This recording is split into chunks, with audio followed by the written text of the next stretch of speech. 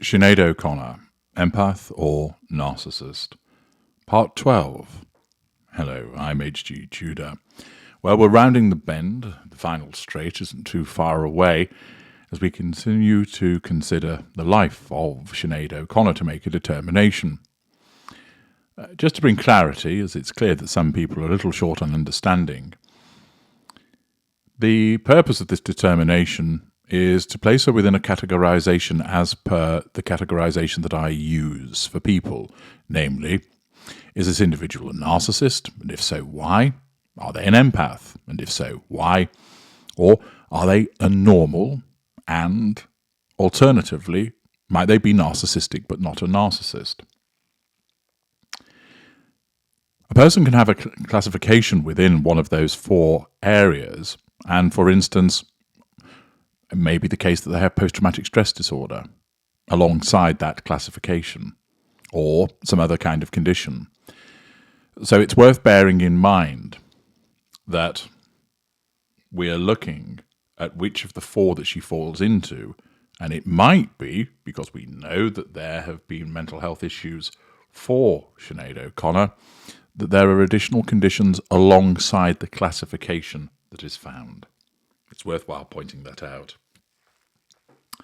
We've heard a lot about the tumultuous nature of her intimate relationships.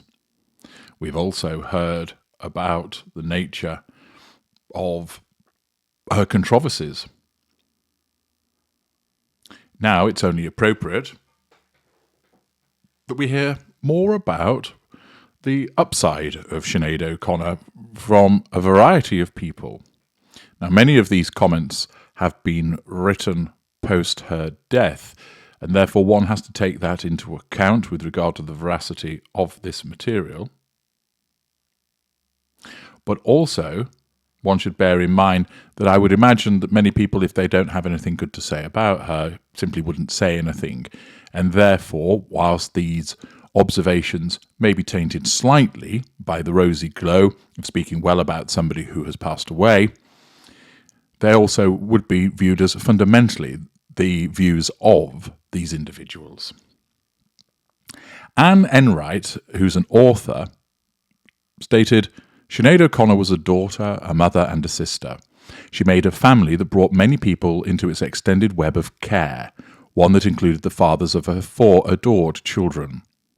So when the world mourns an iconic talent and a great star, people in Dublin think about those caught up in her astonishing life story who are now bereaved.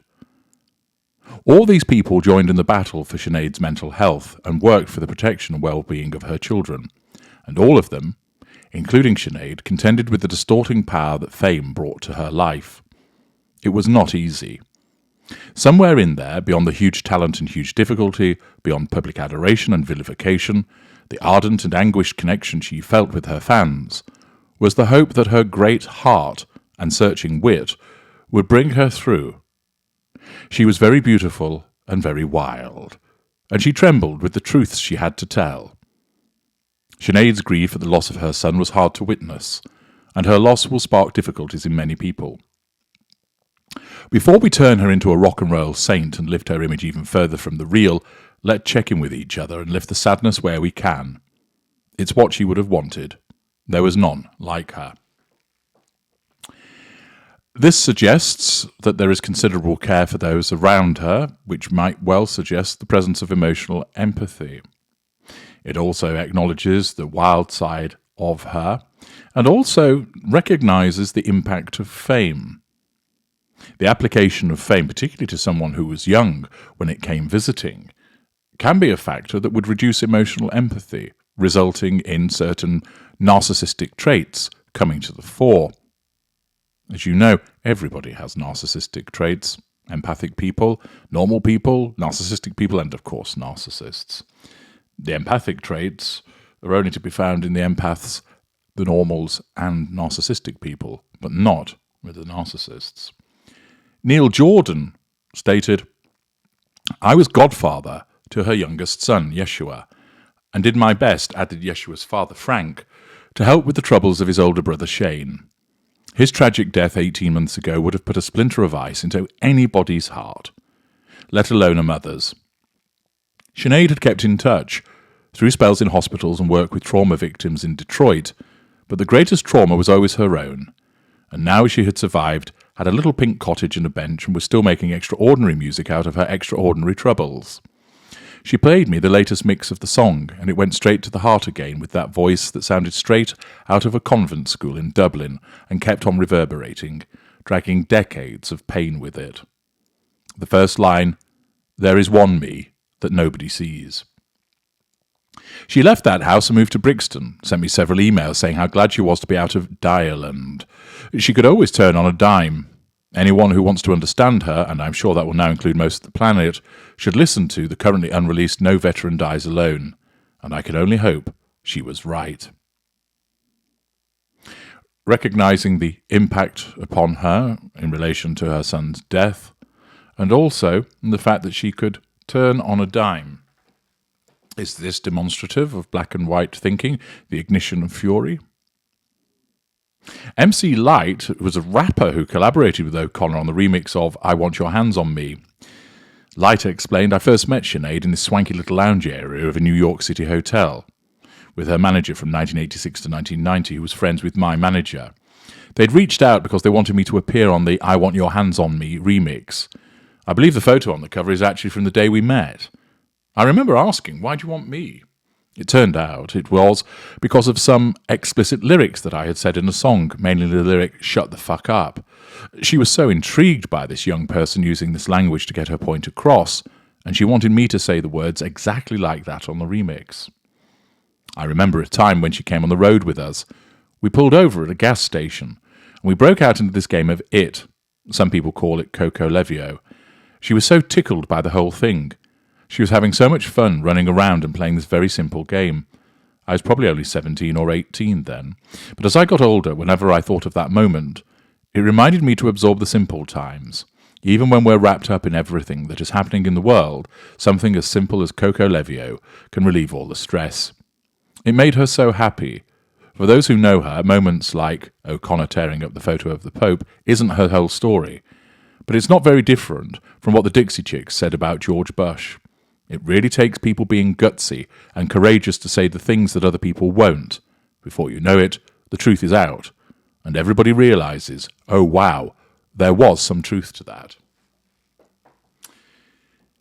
MC Light identifying the fun side of Sinead O'Connor, but also the gutsy streak that ran within her. Was this a gutsy streak that originated as a consequence of narcissism, causing her to always feel entitled to speak her brains, so to speak, to lash out without due concern for who she might offend? Or was she simply direct, feeling that it was appropriate to speak in this way because it was the truth? Jar Wobble, the musician, collaborated with O'Connor on 1991's Visions of You. Said, Sinead was a very special singer and person. I have a vivid memory of her at the time of recording Visions of You, breaking the membrane in an expensive microphone. I took the track home to Dello House with me and got cracking on the lyrics. I lay on my bed and wrote them. I swear, I could hear the song clearly with Sinead singing in my head even before we recorded it. The sheer power of her voice, her chai, as the Chinese would say, did for the mic. She was a Celtic female warrior. She had a great mischievous sense of humour, and unlike many big stars, didn't take herself too seriously. She had a temper too, and she was very brave, not afraid to be outspoken if she felt the need. A good heart she had, an Irish heart. Recognition there that she didn't take herself too seriously. That would militate against her being a narcissist because of the ability to laugh at herself, be self-deprecating.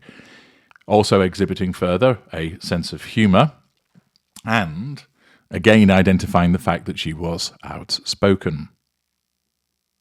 Simon Napier Bell is next. He was O'Connor's manager from 2014 to 2015. He recalls there was a wonderful occasion when we went to Las Vegas and she sang at a Conor McGregor fight. She was passionately Irish. Her music was guided towards redeeming the wrongs that Ireland had suffered. Might that be the desire to heal and fix, an empathic trait. She equated the wrongs she suffered as an abused child with the wrongs that Ireland had suffered. Is that an extension of her emotional empathy, or is that grandiosity, deeming that the country and her suffering are one? And here were 20,000 Irish people at the MGM Grand, and probably a couple of hundred Americans. There were 24 flights from Ireland in the previous 2 days, and every single one ran out of beer halfway across the Atlantic, and that continued in the MGM Grand. The cheer when she stood up on the podium was so vast that she couldn't hear the backing track, but her voice rose above everything else. She had this unbelievable voice that could pierce anything, either with pain or love. She could be sitting with you in the most gentle, nice way having afternoon tea, and someone could say something and she would go into a fury. Is that the response of a narcissist hypersensitive to a threat to control, demonstrating ignited fury perhaps? And you'd have no idea why. You'd think she'd never come back from it, and then she'd just return. She was bipolar. She was given medication for it and sometimes didn't take it because she valued the artistic creativity that being bipolar gave her. She knew what she was doing and gave a slightly guilty smile, which meant something was going to go pretty wrong any minute.